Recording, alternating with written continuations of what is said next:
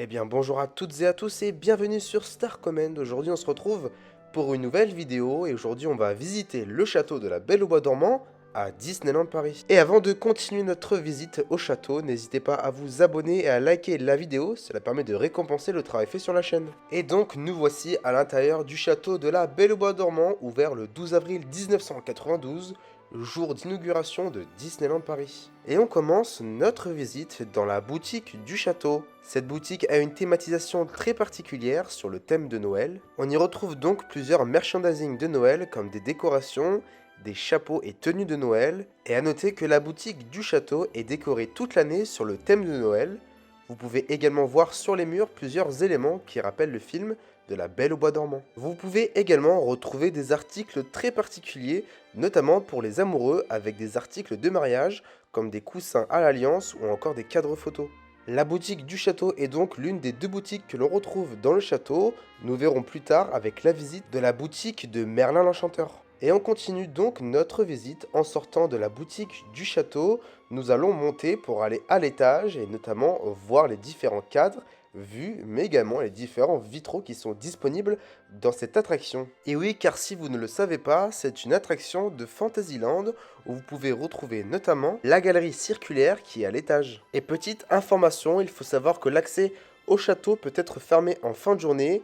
Et oui, car nous avons Disney Illumination et une mise en place est prévue pour les artificiers et l'équipe technique, d'où la fermeture du château en fin de journée. Et l'attraction de ce château est bien sûr basée sur le film de la Belle au Bois dormant, notamment avec les différents vitraux colorés, mais encore les différentes tapisseries et armures ronflées. Nous avons donc ici une attraction de type walkthrough qui est déjà disponible dans d'autres endroits à Disneyland Paris. Le but de cette attraction est donc d'évoluer à pied avec les différents décors. Et comme vous pouvez le voir ici, vous avez les différents vitraux, mais également une cheminée qui est allumée. Et comme vous pouvez le constater, les décors et les détails sont vraiment impressionnants. Et bien entendu, ce n'est pas une vraie cheminée. Passons désormais à une de mes parties préférées dans ce château, ce sont les vitraux. A noter qu'un château en particulier a été pris en exemple pour les vitraux de la part des Imagineers, et c'est le château de Chambord. On peut clairement voir sur ces vitraux la thématisation sur le film de la Belle au Bois dormant. Pour ce qui est du château en général, les Imagineers ont pris plusieurs châteaux comme exemple,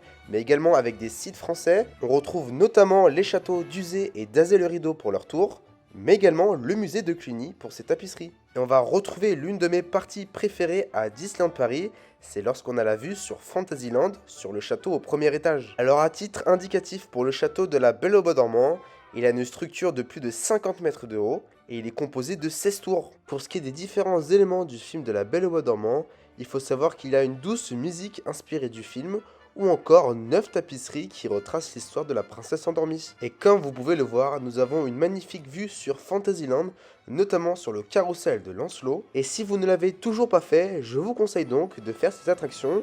En montant au premier étage du château de la Belle au Bois dormant, vous pourrez profiter de l'architecture et des différents détails inspirés du film de la Belle au Bois dormant. Après, effectivement, ce n'est pas une attraction exceptionnelle, mais au moins vous n'avez pas de file d'attente et vous pouvez directement accéder à cette attraction. Et continuons notre visite, et cette fois-ci, on va accéder à la deuxième boutique du château, c'est la boutique de Merlin l'Enchanteur. Cette boutique est très particulière car nous avons un accès direct à la tanière du dragon que nous verrons un peu plus tard. Et dans cette boutique de Merlin l'Enchanteur, vous pouvez trouver une panoplie d'objets précieux. Et à l'image du personnage de Merlin l'Enchanteur, vous pouvez retrouver dans cette boutique des bijoux et figurines en pierres précieuses. Vous pourrez également retrouver dans cette boutique la réplique du château de la Belle au Bois dormant en cristal. A noter que vous pouvez vous faire graver directement sur place dans la boutique les différents bijoux et cristaux que vous avez achetés. Et passons désormais par un endroit qui est censé être secret.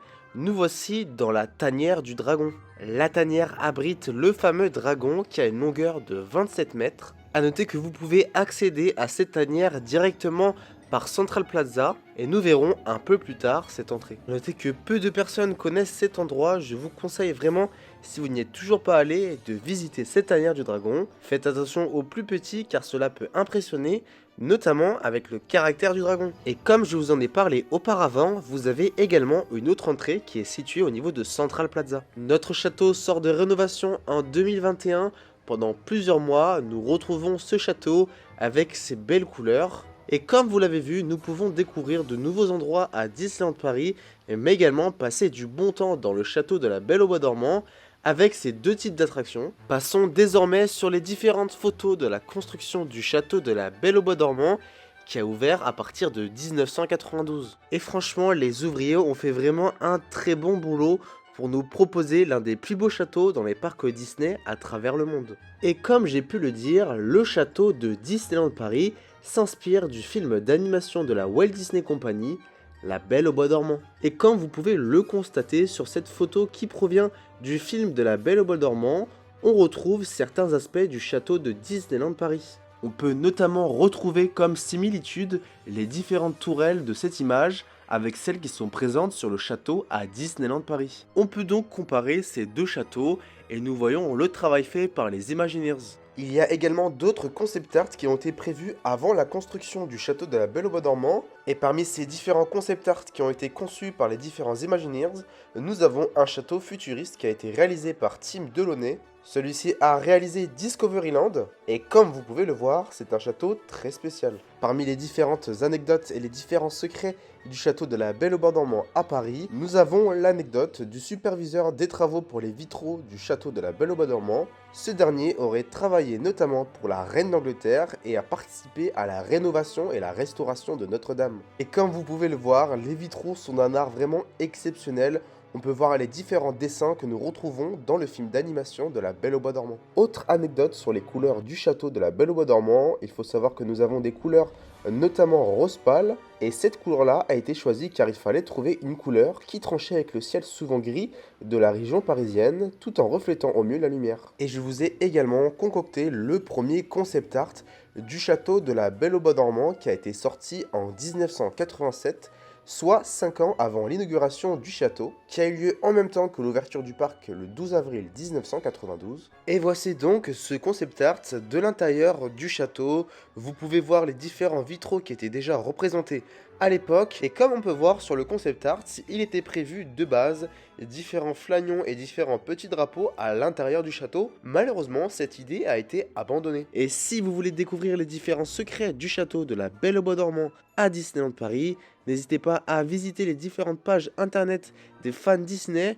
où il y a les différents secrets du château. Je ferai très certainement une nouvelle vidéo sur les différents secrets qui abritent le château de la Belle au Bois dormant. Et voilà, la vidéo touche à sa fin. N'hésitez pas à vous abonner et à liker la vidéo pour récompenser le travail fait sur ce sujet. N'hésitez pas à mettre également dans les commentaires si vous avez visité la totalité du château de la Belle au Bois dormant. N'hésitez pas également à nous suivre sur les réseaux sociaux, notamment sur Instagram, avec notre compte World-des Disney, où nous partageons les différentes vidéos et photos de Disneyland Paris, en plus de l'actualité du parc. Je vous remercie d'avoir regardé la vidéo jusqu'à la fin, et je vous dis à très bientôt. Salut!